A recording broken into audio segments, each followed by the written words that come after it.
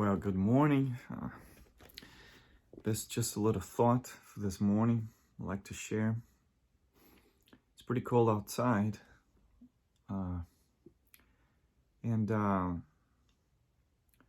hopefully our hearts will be warm. The Word of God can do that. And I'm reading a book, just started on chapter 2, about boundaries.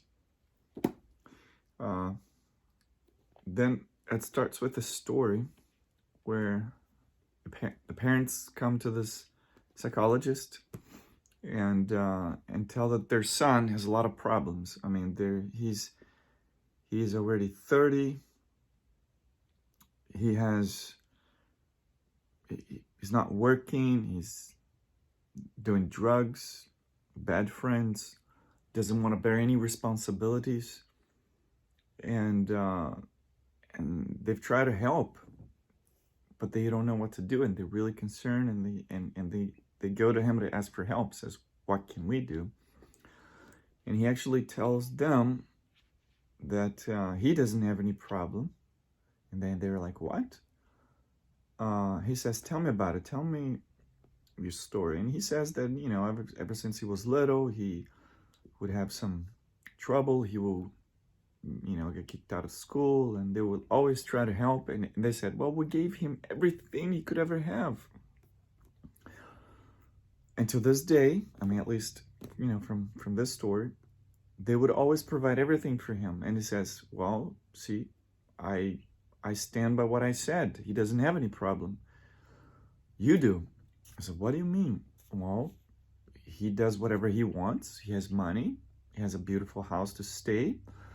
He, gets into trouble and nothing happens. So he doesn't have a problem. You have a problem." I says, "What?" "Yeah, it's like this. Let's say you have a neighbor and you turn on the sprinklers and your sprinklers water the neighbor's yard, and they stay all green while yours are terrible. So really what's happening is this: you're having all the problem. He looks at his yard and everything's green and fine. He says, "Well, it's all fine.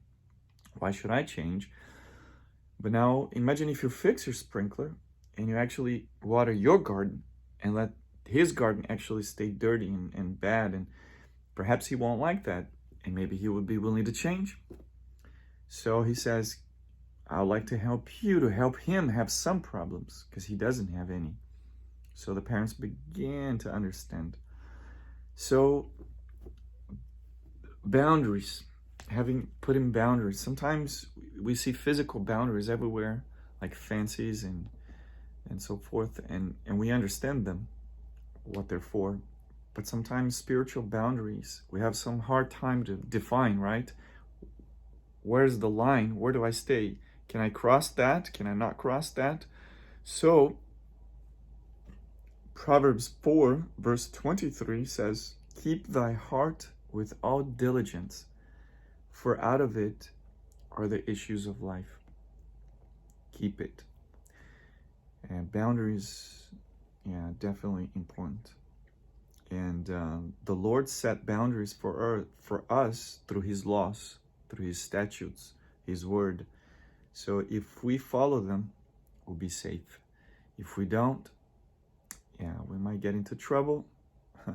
And probably not. It's not going to be like the story of the parents. Maybe we're not going to be fine. We're going to bear the problems. We're going to have to stand them. The problem is when we're young and parents try to spoil us and do everything for us, we might not face the problems ourselves. And we're thinking that everything is fine until we get to some point where we're going to have to face them for ourselves. And that will not be pleasant, I tell you that. So hopefully this thought is helpful for you. It was for me, certainly. And I see you next time.